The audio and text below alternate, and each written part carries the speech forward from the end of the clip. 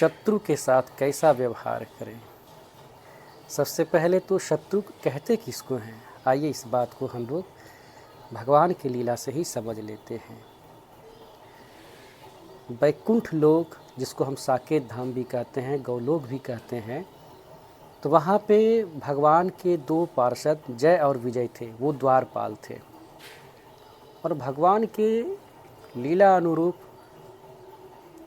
कुछ ऐसी घटनाएं घटी, चूँकि ब्लॉग लंबा हो जाएगा इस वजह से मैं संक्षिप्त रूप में यही बताता हूँ कि उन्हें सनक सनंदन सनत कुमार और नारद जी आदि ऋषियों का श्राप लगा और उनका जन्म जो हो गया रावण और कुंभकर्ण के रूप में हुआ, हिरण्यकश्यपु हिरण्याक्ष के रूप में हुआ, कंस और शिशुपाल के रूप में हुआ।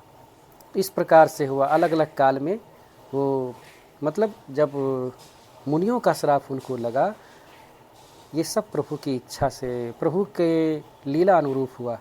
तो प्रभु को हम जन समुदाय को, ये मानव समाज को एक मैसेज देना था, तो प्रभु इस धराधाम पे आकर के लीला करते हैं और हम लोग का मार्गदर्शन करके फिर अपने धाम को वापस हो लेते हैं। वैसे तो प्रभु ना तो आते हैं न जाते हैं, वो तो कण कण में हैं। तो लीला रूपी प्रस्थान उनका होता है और उस लीला के माध्यम से हम लोगों को पता चलता है कि हमें संसार में कैसा व्यवहार अपनाना चाहिए। तो बंधुओं, तो जब भगवान श्रीहरि श्री रामचंद्र जी के रूप में अवतार लिए, तो उस समय उनके द्वारपाल जो थे, उनके जो पार्षद थे जय और विजय। पार्षद क्या है, पार्षद किसे कहते हैं? पार्षद उसको कहते हैं जो भगवान के सेवक हैं, जो भगवान के लोक में, भगवान के धाम में जो सेवक हैं, उन्हीं को पार्षद कहा जाता है। तो जय और विजय ये दोनों पार्षद थे और उनका जन्म राक्षस कुल में रावण और कुंभकर्ण के रूप में हुआ था, जब रामचंद्र जी का समय था। त्रेता युग की बात है। तो देखिए उस युग में तो भगवान के साथ वो शत्रुता का व्यवहार करता था और भगवान उसके साथ शास्त्र अनुसार, हम शास्त्र के अनुसार वो उनके साथ व्यवहार करते थे। तो अब आपको अपने शत्रुओं के साथ कैसा व्यवहार करना चाहिए? सबसे पहले तो आप समय पे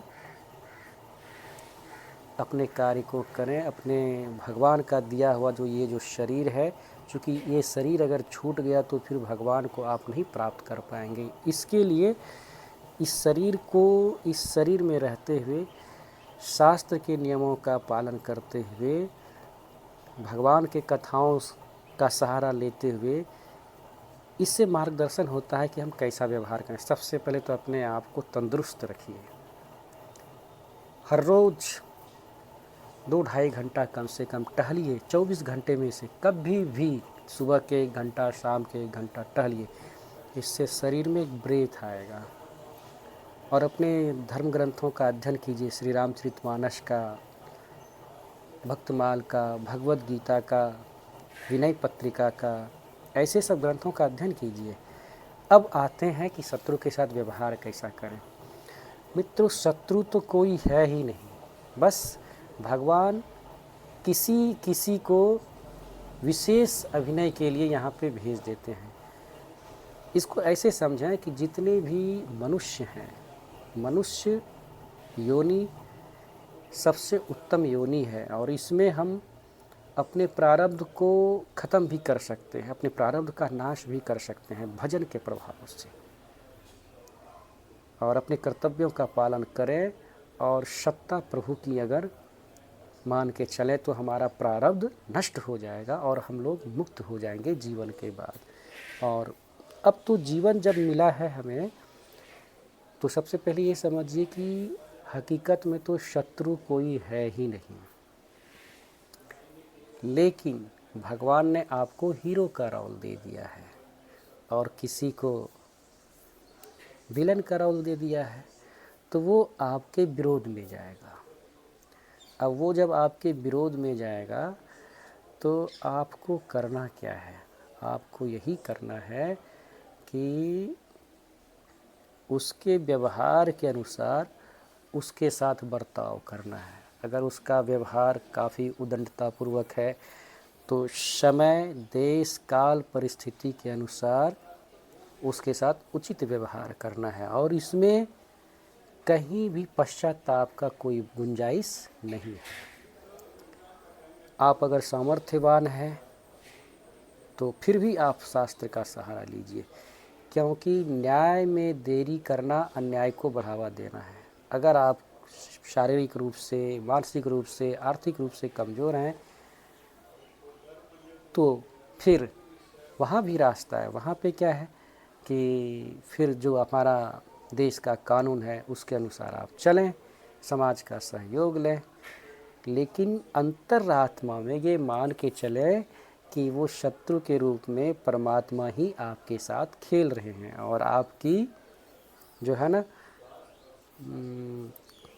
आपको जो है ना परमात्मा आपके साथ खेल रहे हैं और आपको निखारने का प्रयास कर रहे हैं।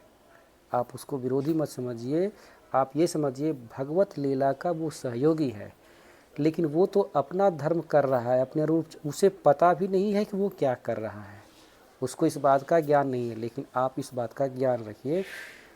और जब आपको लगे परिस्थिति, आप देखिए रावण के साथ भगवान श्री रामचंद्र जी किए क्या, किसी राक्षसों को तो भगवान ने थोड़ा दंड दे करके उसको जो है छोड़ दिए, फिर वो बाद में सुधर भी गया।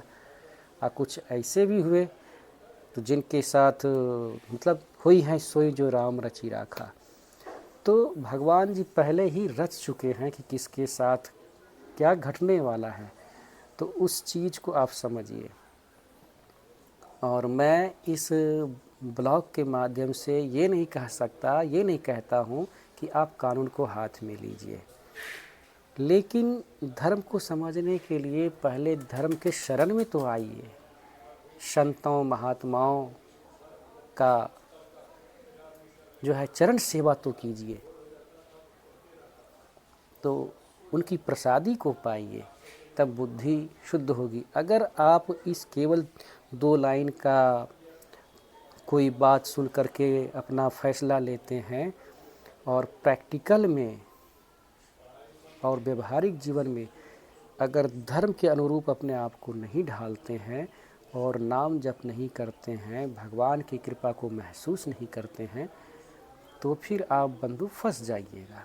तो निवेदन है कि शत्रु के साथ कैसा व्यवहार करना चाहिए, तो शत्रु तो पहले कोई है ही नहीं, तो ज़रूरी है अपने शास्त्र का अध्ययन करें और अपने क्षेत्र, अपने देश का जो कानून है उसका सहारा लें, अपने समाज का सहारा लें और देखें क्या होता है।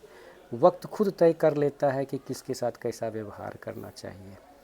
और ये मान के चलिए कि आत्मरक्षा परमो धर्म। अपनी रक्षा जब भी आपको कभी लगे कि अब हमारी सुरक्षा खतरे में है, तो अपने आप को सेव करने के लिए अगर हमें हजारों कत्ल भी करना पड़े तो वो जायज़ है। तो ये बात बोलने का मतलब ये नहीं कि भाई कि आप कत्ल ही शुरू कर दीजिए। मैं तो कहूँगा कि जो हमारा संविधान कहता है, जो कानून कहता है, जो देश का नियम कहता है, आप उस अनुरूप चलें, चूँकि ये प्रजातंत्र है, इसमें सत्ता का विकेंद्रीकरण हुआ है। सत्ता जो है मतलब इसका केंद्रीकरण नहीं है, सत्ता जो है बटा हुआ है जिला स्तर पे, राज्य स्तर पे, केंद्रीय स्तर पे, प्रखंड स्तर पे, पंचायत स्तर पे। तो जो नियम और कानून कहता है उसके अनुरूप आप चलें, और नियम से बढ़ के तो कोई है नहीं, आप समझिए। तो अपने हाथ में कानून को नहीं लेना है और बस अपने धर्मशास्त्र का अध्ययन ज़रूर करना है बस।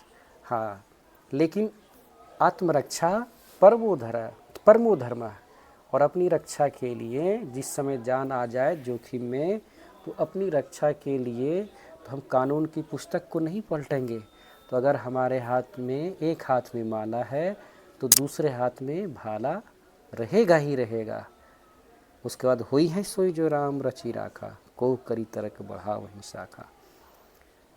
हमारे ऐसे कौन से देवी देवता हैं जिनके पास अस्त्र शस्त्र नहीं है?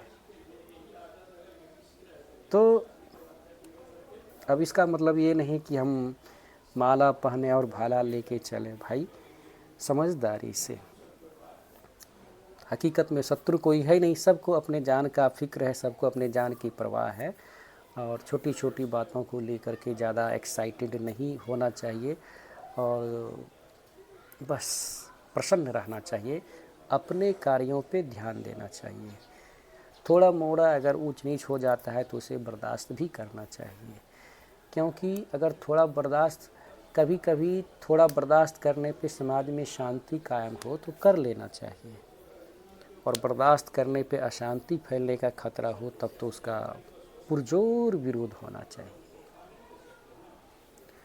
तो बंधुओं, तो अपने शत्रुओं के साथ कैसा व्यवहार करें, यही मैं इस ब्लॉग में आपके बीच कहा। अगर इसमें कुछ त्रुटि हुई हो तो आप कमेंट के माध्यम से हमें ज़रूर बताने का प्रयास करेंगे, और अपना और अपने परिवार, अपने जनों का, अपने समाज का, अपने कुटुंबों का, अपने कर्तव्यों का, अपने माता पिता का भरपूर ख्याल रखें और अपने कार्य पे ध्यान दें, और अपने आप को निरोग रखने के लिए थोड़ा एक्सरसाइज, व्यायाम और ऐसे खान पान से परहेज करें जो केवल स्वाद में अच्छे हो, शरीर को नुकसानप्रद हो। जो शरीर को नुकसान पहुंचाए और स्वाद उसका अच्छा हो तो वैसे खाने को भी इग्नोर ही करें। क्योंकि यदि मैं आपको मैं कह दूं कि भाई ये देखिए, ये इसमें कितने प्रकार के, एक थाली में कई प्रकार का मिठाई, पकवान, अच्छा सब्जी आपके बीच ला के रखूँ और उसमें सब में 2-2 बूंद जहर डाल दूँ और आपको निवेदन करके दूँ भाई साहब थोड़ा खा लीजिए, थोड़ा खा लीजिए, थोड़ा खा लीजिए, तो आप तो नहीं खाएंगे। तो इतनी समझदारी तो है कि भाई पकवान तो है, खाने में तो मीठा लगेगा और सुगंध भी बड़ा अच्छा आ रहा है, लेकिन आपको पता है कि उसमें जहर दिया गया है, तो कितनों मैं आपसे अनुनय विनय करूं तो आप तो नहीं खाएंगे। तो फिर समाज में जो हमारे आज के ऐसे खान पान का चलन हो गया है जिससे लीवर का परेशानी, किडनी का परेशानी, ये सब चीज़ जो होता है, तो क्यों उसको खाते हैं? आप स्वच्छ खाना खाइए, शुद्ध खाना खाइए, और ये देह नहीं, ये देवालय है।